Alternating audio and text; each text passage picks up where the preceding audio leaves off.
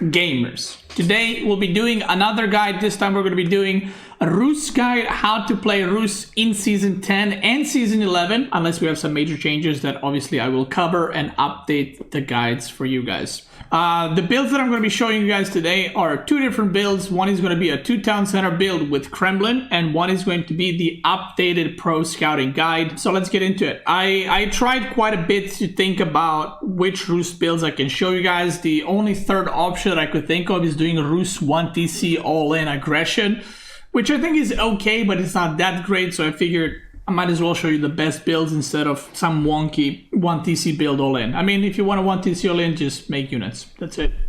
Let's get into it. So, the way you're going to start with the pro scouting build is first you will send 5 villagers onto the wood, and you want to chop only 50 wood. 6th worker you will send to build a hunting cabin. Now this is very important. The hunting cabins, you can see their range, okay?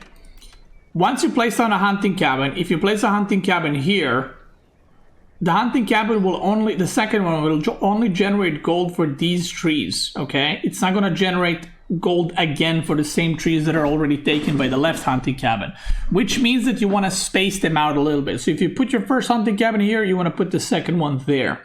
Now in this game, I did not put it there because I was playing against Mongols, and sometimes Mongols can open spearmen or horsemen and they kill your hunting cabin. So I put it here, which will overlap a little bit, but this is how you put your hunting cabins, just so you know in the future, whenever you're doing this build. You want to make sure the line is barely touching here, like this. That's a perfect case scenario. If you put a hunting cabin here, boom, you got the perfect amount of gold. Now, 6th worker makes a hunting cabin. 7th worker, which is the first worker that comes out of town center, will be rallied to make another hunting cabin. These guys drop off 50 wood exactly, and then you can send them back on the sheep. And now you just rally onto the food. So that is the build order for Rus for the Dark Age, basically. Once this guy finishes, you rally him back on food. Once this guy finishes, you let him build a house. You can build a house right there, and then send them back to the sheep. And you want to start up the scout ASAP, so you can start, you know, trying to get more and more sheep. Now, some players at the top level like to go for only 1 extra scout. I like to go for 2 extra scouts. I feel like there's always stuff you can do with it, and I don't think it delays your age up, but there's always like maybe sheep you can scout, maybe you can even send them to torch their buildings, or you can push your deer in or something like that. So I feel like it's always worth it. Now, obviously the hard part is microing 3 scouts at the same time, but if you do a lot of shift clicking with your scouts, that's gonna make, or shift moving, that's gonna make the micro a lot easier. So you can see the 3rd scout is coming, and I'm gonna go just scout around, and every worker is on sheep because you get gold when you drop off food, or when you drop off food from the animals, I guess. And we're gonna be aging up, so I'm just gonna speed this part up because nothing is really happening. And we will be going with Golden Gate. Now, one more thing to note that is very, very important is where you put your buildings around your first tree line. And let me explain. So, whenever you play Rus and you're doing this pro scouting to fast castle build, what you need to be aware of is you will not be able to make a high trade house here because the opponent might be attacking, you might be having to cancel and stuff like that. So you want to age up with your landmark basically here or here, okay? So because of that, you want to make sure you leave enough space for you to age up there. So you need to do some little bit of planning where you're going to put your buildings, where you're going to put your lumber camp, your wooden fortress, more houses, or whatever else. So that's something that you need to pay attention to, and sometimes you'll mess it up, but in time you'll learn properly how to do it, and you'll remember how to do it. Now we're gonna age up with 4 villagers. Once they finish building, we're gonna send them back to the food. The 7 villagers are right now on the wood, and we're gonna go 8 total. Now, with this build, you go 8 on wood, and you leave them 8 on wood until you basically start aging up, where you will add more on wood later. But, and this is very important, this is the first variation in the build. So far, you're always doing this. Every single game, you're doing this exact thing that I just told you. Now, from this point on, if the opponent is making spearmen to counter your pro scouting or to prevent you from pro scouting, you're going to put 10 on wood and not 8 in order to make some archers to escort your professional scouts, okay? And this is very, very, very important because if you don't have that, then the couple of spearmen will completely ruin your fun and ruin your good time getting the deer back home. So you can see I have 10 on wood right now, and that is for the wooden fortress, 40 archer range, and for professional scouting. And now we just rally back on food pretty much forever. He loses a spearman here, like a Chad. Love that. Now we're almost at the age up, and you can see my resources right here. Actually, I'm gonna swap myself on the right side. So what do you do when you age up? Okay, so the scouts, you can use them two ways, okay? Number one is you can send your scouts to harass your opponent when you're done scouting. You harass your opponent's or Uvu in this case, or mining camp, or whatever else. You just attack something just to annoy them and do damages so they have to repair it. That's number one thing. Number two thing, what you can do is use these 3 scouts to push your first deer pack towards your base. Now, if you're a lower league player and you don't have multitasking for this, don't do this. You can just go and annoy them across the map. But if you have the means and the multitasking, that I would suggest you try to push the first deer pack as close to your base as possible, because not only you will secure it potentially fully, but also, even if you don't get it all the way to your base, if you push it all the way to here, the pro scouting will be faster and safer that way. So now, when we age up, what we're going to do is, I just sold 100 wood, okay? Now, you can sell either food or wood in the Golden Gate. It's not that big of a deal. Whichever resource you have more of, you can sell it. But make sure you have 150-ish wood for the professional scouting upgrade. So right now, if you look at my resources, 137, 272, I am almost at 300 gold, which is how much I need for professional scouts. So from here on out, what I will need to do is get pro scouting in one hunting cabin, and from the other one, I'm going to be producing scouts the whole time. Okay, there's the scout, there's the pro scouting right there, and now we just wait for that to finish. Now this game, because my opponent opened spearman, because he wanted to push his own deer back home, I killed the deer, so I prevented it. Because he has spearman, I am going to build an archer range immediately. He already killed my deer pack and he's sending some spearmen. He's got spearmen at each deer pack to prevent me of being annoying. So what I'm going to do, just build an archer range quickly and just go deal with it. Okay. Pro scouting is almost done. I usually like to go for 6 or 7 scouts. I think more than that is too many. You probably don't need that. So 7 scouts with Rus is more than fine. An archer comes out, I kill the spearman, and now we can start pro scouting. So this is already a lot of food that you just got, and this amount of food, 1 deer pack, is enough to get you to Castle Age, which is where you can make the good stuff.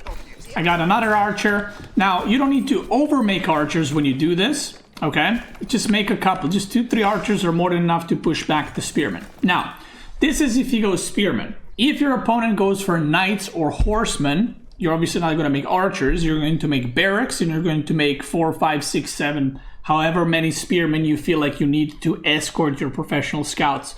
So, this archer range could have been a barracks as well, and it depends what it is based on what your opponent is making. So if I was playing against French, I would make a barracks blindly. I wouldn't even make an archer range at all. And you don't want to fight in feudal forever. All you care about is delivering the deer to your base from the first 2 deer packs. Now you do want to get survival techniques as your deer are coming in. You already want it to be almost done. There's another spearman, I kill it, I yoink the deer, and from this point on, all the wood that you'll be getting is something that you'll be spending over here in the Golden Gate. You're going to be selling 100 wood for 150 gold, and you can see I'm almost at the age up after selling all the wood. Now, he got Mangudai, but I managed to push it back. My deer are making it safe back home, and this is what I was talking about. I left enough space for the high trade house, so now this age up is going to be pretty safe. There's not much he can do about it, and this is why Rus is so strong and probably considered second strongest civ in the game at the pro level, because it's very hard to prevent everything that I just did. It is very, very hard to prevent it. And then the age up is super safe. You have wooden fortress, you have TC, so you can garrison a bunch of villagers. If you ever get attacked, I mean, just garrison villagers and run around until your arrows kill all the units this early on. Now, the moment the first deer arrives, this is something I forgot to mention. The moment that the first deer arrive, you want to switch all your villagers to deer immediately. Okay, don't stay on sheep. You immediately want to go on the deer because it has much higher gather rate. So, as I'm aging up, I like to leave about 8 to 10 on food, okay? And then I like to rally and put a lot of workers on wood. The reason why you're going to need a lot of wood is you're going to need wood for production buildings, for units, for monasteries, for houses, for upgrades, and you are behind on all that. I just have one archer range. So you're going to need to put a lot of villagers on wood. On top of that, I'm going to get double broad axe and wheelbarrow as I'm aging up, because I want to make sure that the wood gathering is good and efficient. If you're missing any gold for these upgrades, or from this point on, if you're missing any gold for whatever units you're making, you know, knights or warrior monks to pick up relics or upgrades, just sell wood or food, depending which one you have more, to get the gold that you need. Once we age up, you can see this game, I am going for archer ranges, and this is something you will go most of the time. There's basically two options that are going to happen when you're playing this build. Either you're getting super all in right now by the enemy, or you are kind of, the opponent is either on 2 town center, or they're also going castle, so you have time to do whatever you want. If you're playing a game where the opponent is 2 TC, or they're also going fast castle, you go mass horse archers. Okay, that's the rule. You go horse archers. If the opponent is all in you, let's say he's 1 TC English with longbows, or 1 TC Byzantine player all in you, instead of making archer ranges at this point, make more barracks, make blacksmith, get ranged armor, and mass men-at-arms. Okay?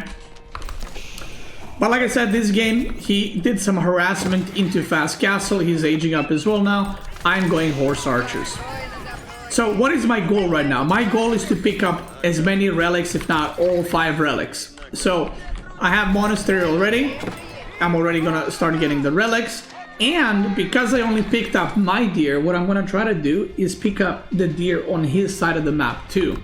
Because I don't want to, not only I get the food for myself, but you deny your opponent a lot of food. So I go here, I saw that he's gathering food here, and he's got a tower, so I'm like, okay, let's not fight that. I go here, I see there's nothing there, let me just yoink 6 deer right there, and that is crazy amount of food that I just took for myself and took away from him. So we have 4 archer ranges right now. I have blacksmith getting the upgrade, second monastery is coming up, and like I said, my goal right now is to take all the relics. So if you see the opponent is trying to move to deny a relic, you just move your whole army. Your army is very mobile, so you should always be able to escort your relics, even if they're going for knights or horsemen or whatever else. And if the opponent is being very passive, like he is just chilling right now, you can go around and you can try to deny gold like I am, and just be active with your horse archers, okay? Now, what do you make behind this? There's 2 options.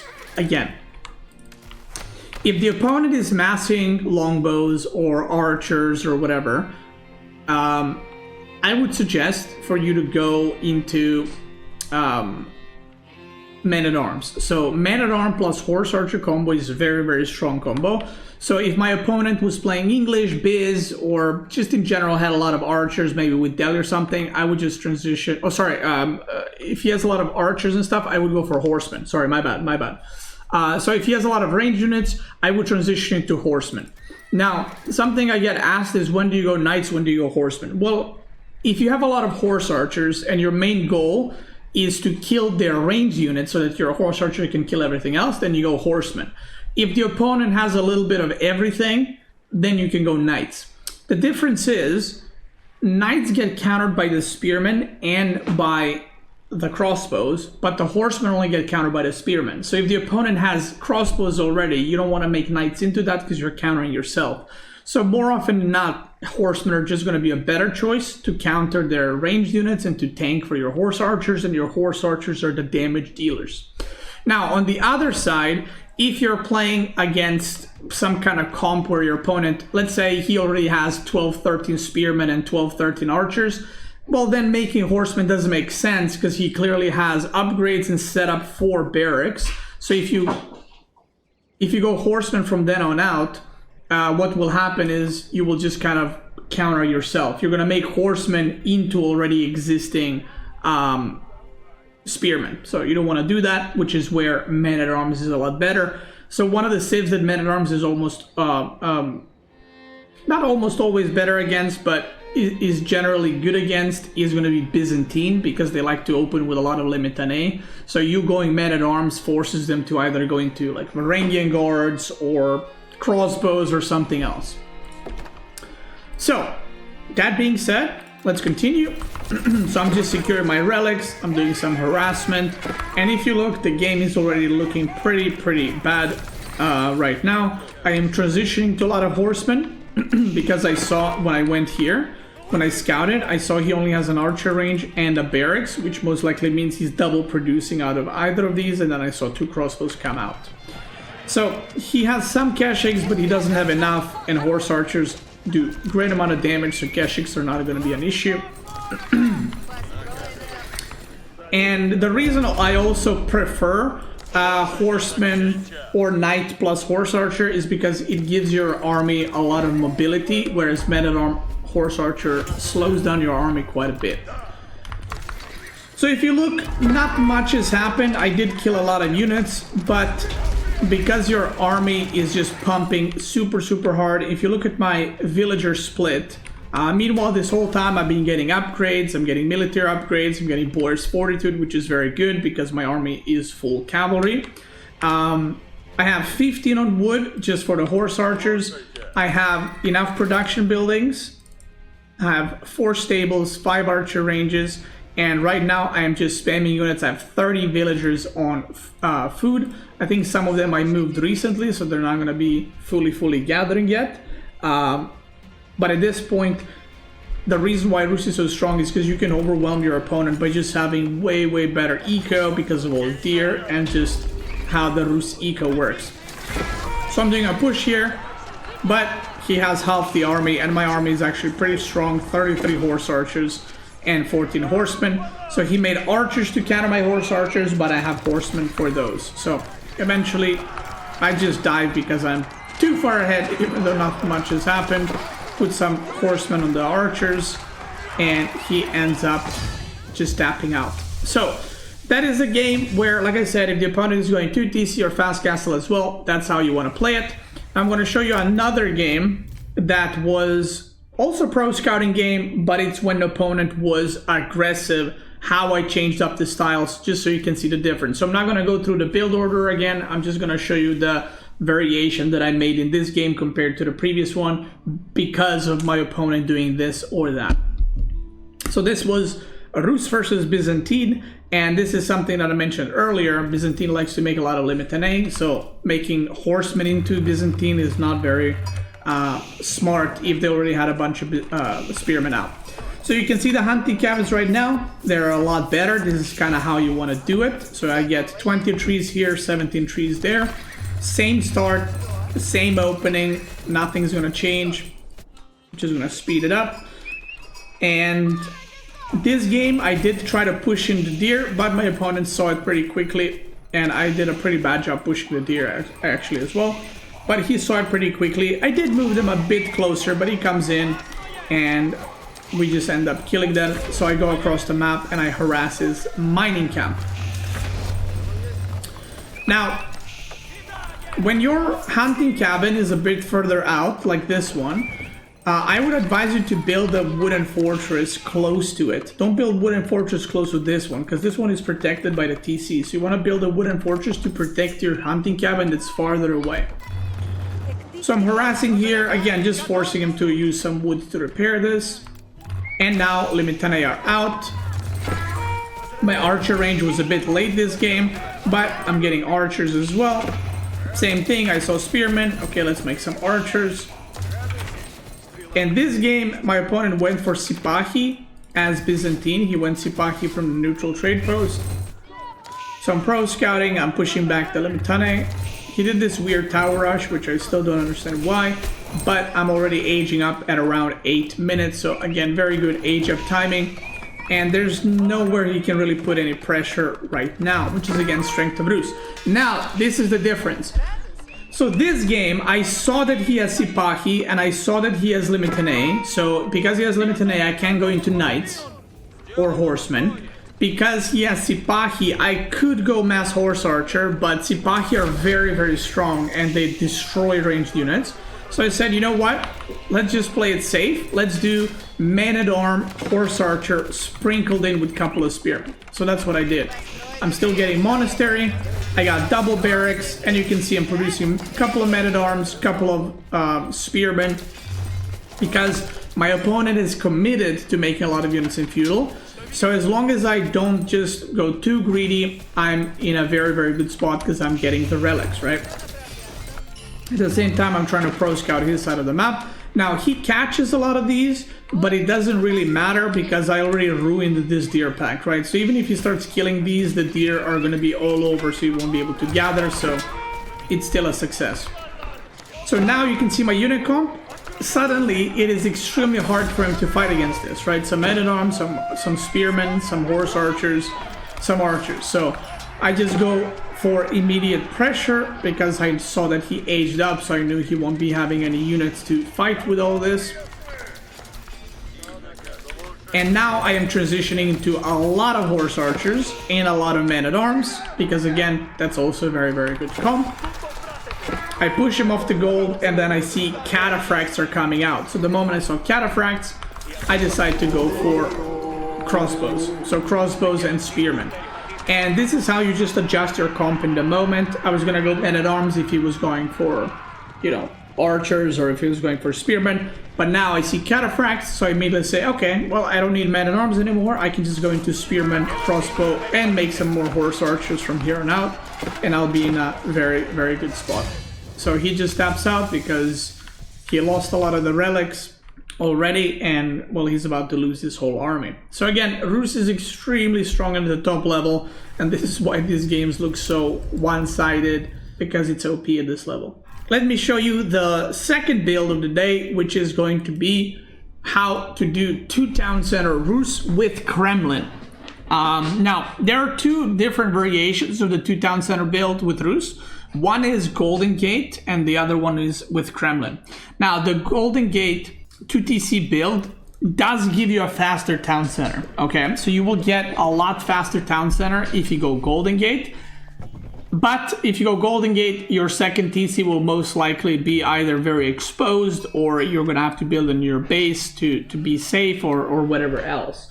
So because of that, Kremlin is slightly delayed, so you do lose like a villager or 2 compared to Golden Gate. But what you get is a lot of defense and the activation ability for the gremlins, which is extremely good, especially against Night Civs. So this time around, we're not going to do 2 hunting cabins. We're immediately going to put all the workers on food, and we're going to put 1 hunting cabin at whichever position you get the most gold. And you're going to immediately make a house, and then you will make, again, 1 or 2 extra scouts in order to get more sheep, and now we rally onto the food. The reason we don't want 2 hunting cabins is because we don't need that gold trickle like we do with the pro scouting, and we want to get the age up as fast as possible so we can get the second TC as fast as possible. So, this is the very important part with Kremlin, okay? This is what I'm seeing. So Kremlin, you don't want to put it here. If you put it here, just go Golden Gate. Or if you put it here or somewhere like passively. In my opinion, if you want to go Kremlin, you got to be a little adventurous with it. So I'm looking at this map, and most of the time you want to put your Kremlin either on like gold plus stone or gold plus berries plus wood or deer or boar, something like that. So you go, okay, this deer pack is too far away. I mean, if you put Kremlin here, you get this gold and deer, but that's really far away, so not worth it. I was going to put Kremlin here and then push in the deer slightly towards my Kremlin, and then I get berries, wood line, and deer, which I thought was pretty good. But then my first scout revealed this, and I was like, okay, never mind. So you can see me going there, but then I changed my mind after I saw the boar and the gold. So I was like, okay, I'm definitely going for that. So what I did is I just made Kremlin right there. This is a very, very good Kremlin spot. This basically directly protects your main wood line, because now the wood line is covered from both sides. You get the boar, you get the berries, you get the gold, and you get the wood line. So it's a very, very good spot for Kremlin. And this is kind of the disadvantage of Kremlin, is you have 1 or 2 less villagers compared to Golden Gate build 2TC.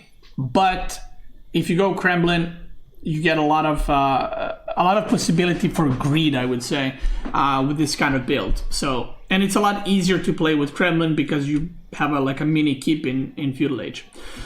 So from this point on, we're going to leave 4 on food, and you can put 5 villagers on stone. I put 6, but I'm going to change. You put 5 villagers on stone as you start aging up with 4, and then you're going to rally onto the little tree, whatever closest tree close to your TC, because you need to make a house and you need to make a lumber camp, and now we have 0 wood.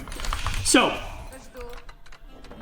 usually when you go to TC builds, you age up with only 2 villagers. So why are we aging up with 4? We're aging up with 4 because this landmark is pretty exposed. So you don't want your opponent to do some weird build and prevent you from gathering or even canceling your landmark.